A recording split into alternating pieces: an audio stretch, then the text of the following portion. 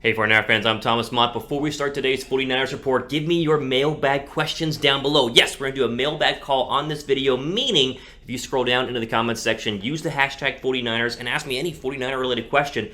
Odds are you might be featured in one of 2 mailbag videos coming up here in the next couple of days. So leave me your comments down below, ask me your questions. Go ahead, leave them right now.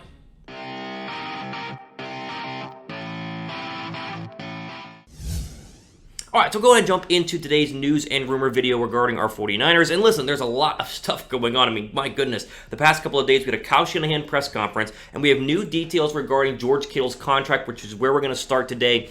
$20 million.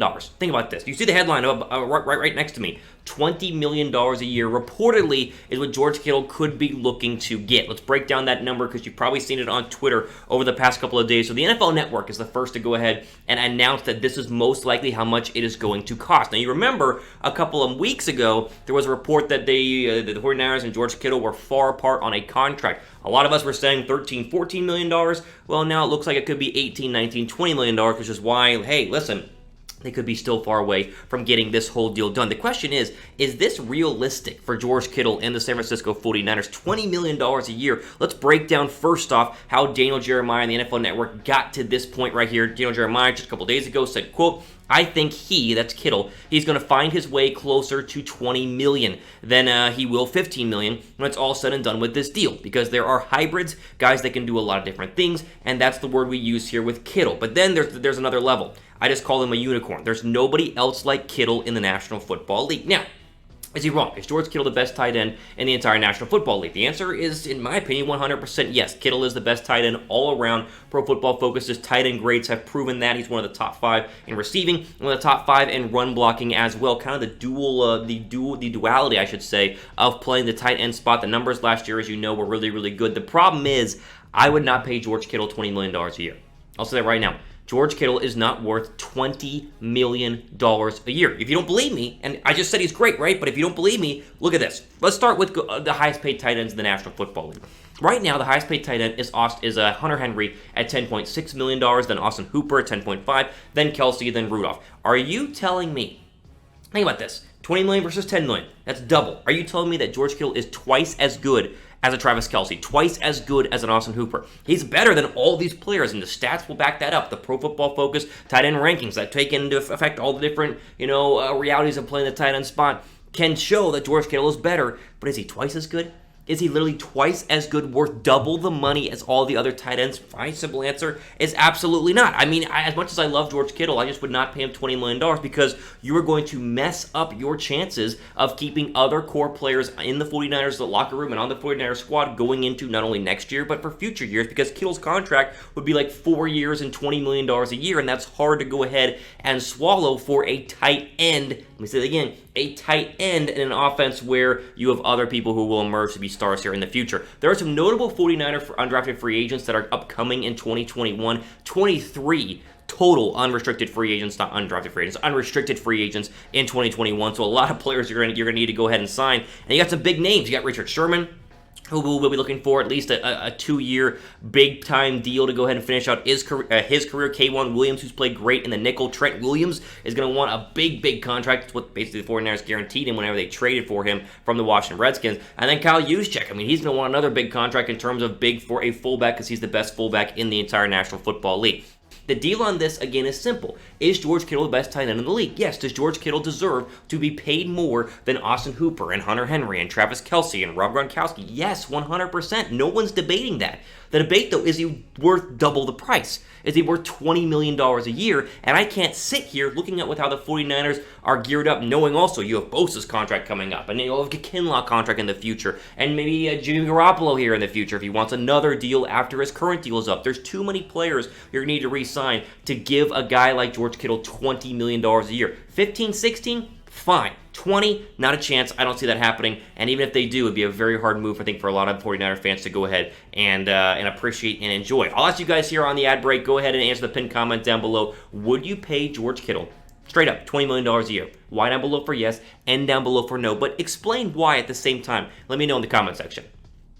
All right, moving off of George Kittle here and over to Kyle Shanahan's press conference he had with the media just a couple of days ago. Said a lot of things. We're going to break down two of those main points right here, starting with the rookies and the offseason. He was asked by one of the reporters if he expects the rookies to be hindered by the fact that they're not able to be inside the 49ers locker room, the 49ers practice facility, working out for OTAs and mini camps and all sort of things. And Kyle Shanahan was office and talked about the rookie class being behind schedule and said that they will suffer more than a lot of other rookie classes have in the past. So, as he said, don't expect as much from the rookies as you would expect early on in the 2020 season. Shanahan said this, quote, "Yeah, it will definitely have a huge impact on them. It'll affect each guy a little differently depending on what their makeup is. But we're over meeting. We don't have a lot to do. I can't go to a restaurant, can't go anywhere. Our position coaches are the same thing. Rookies were allowed to meet with more than just 8 to 12. Those guys have gotten more meeting hours than are possible." So it's interesting to break this down. One, they're not getting on the field reps in terms of around their teammates and around their coaches. They're still working out on their own. Like, they all have top-notch trainers. They're not going to be out of shape going into the football season, but not being around Kyle Shanahan and the rest of the coaching staff will hinder them. The interesting thing is we're exchanging on the field playing time for more study time, more coach meetings, more film work, more preparation for the playbook. So who knows if that's gonna outweigh the less time spent on the field. I don't think you can substitute time on the field, but it's interesting to see how, of course, it's going to work out. And the 49ers have some big rookies who you are hoping and a lot of people are expecting to be a big impact in 2020. Kinlaw, they're at 14 overall. Ayuk, they're at 25 overall. They're expecting those two guys to come out there and be instant impact players on the offensive and defensive side of the football. And the question, which we won't know really until the season starts, is how good and how ready will they be? Remember, Deebo Samuel last year, slow start, said it took time to figure things out, finally did about 6 games in and played very, very well through the remainder of the year. Is it going to be longer? Is that how we're going to have to look for in a Brandon Ayuk? Only time will tell. But the question for you guys here is very simple. Are you worried about the 49ers rookies being, I guess, not up to speed when we get to training camp, the preseason, and weeks 1 through, 6? If you are worried, type 1 down below for yes, type 2 down below for no. My simple take on this, and then we'll move on, is there's nothing we can do about it because it's just how the world is right now. So why worry about it more than it actually needs to? I mean, no rookies are practicing right now, so no one is getting an edge. So we'll all be on the same playing field whenever we get to the start of the NFL season. They are still selling the Stronger Together t-shirts right now at chatsports.com/sfstrong, which benefits the COVID-19 relief funds. All of your all the profits are going straight to coronavirus relief funds, and the shirts are on sale right now. Use the promo code 39SHIP, and you will see that most of the shirts will be shipped for free, and they are all a lot cheaper. So I think they're all underneath $20. One is $14.99 for a t-shirt, another t-shirt is $18.99, so they're going down in price, but they still are giving 100% of the benefits to coronavirus relief funds. So go ahead and pick yours up right now, chatsports.com/sfstrong. Last take from the Kyle Shanahan news conference, and then we'll go ahead and end the video. So he was asked about Jimmy Garoppolo, which, of course he was asked about Jimmy Garoppolo because that's all everyone wants to talk about is Jimmy Garoppolo. But he had some very high praise for Jimmy Garoppolo and made a lot of sense in terms of why he thinks Garoppolo is going to have an even better and bigger year in 2020 than in 2019, which is something I've been saying for a very long time. Jimmy G will have a better year this year than he did last year, barring an injury, which, could happen to any player at any time in the National Football League. Before I read you Kyle Shanahan's quote, though, be sure to subscribe to the 49ers Report because we're growing as we always do. Just surpassed 24,000 subs. I appreciate each and every one of you. But if you haven't subscribed yet, click the red subscribe button down below and click the notification bell as well, where you guys are notified whenever we drop new videos. Here was Kyle Shanahan, the first of two very interesting quotes. Quote, I can tell you his thoughts are a lot clearer because he's not worrying about an ACL and rehabbing it. He's 100% focused and getting better mentally from knowing the offense from just knowing defense. It's not just everyone says learn the offense. Jimmy's learned the offense. He's fine with that. It's just being automatic. So what he's saying here is that last year he enters the season not only rehabbing his torn ACL and protecting that knee and seeing how far he can push the knee, he's also really trying to understand the Kyle Shanahan offense, which we have heard takes a while to figure out. Some say it takes 2 full years as the quarterback or the wide receiver or the running back in the offense to fully figure it out. So Jimmy G had a lot on his plate to go ahead and juggle, and yet he still played very, very well, was uninjured, and led the 49ers to a Super Bowl berth and Super Bowl 54. The question is now, how much better can he be? And again, 2019, you throw a couple less interceptions, you get a couple more touchdowns, and those are some really, really good numbers. I mean, it was good overall, but it could be a little bit better. Shanahan thinks that Jimmy G can be the best quarterback ever.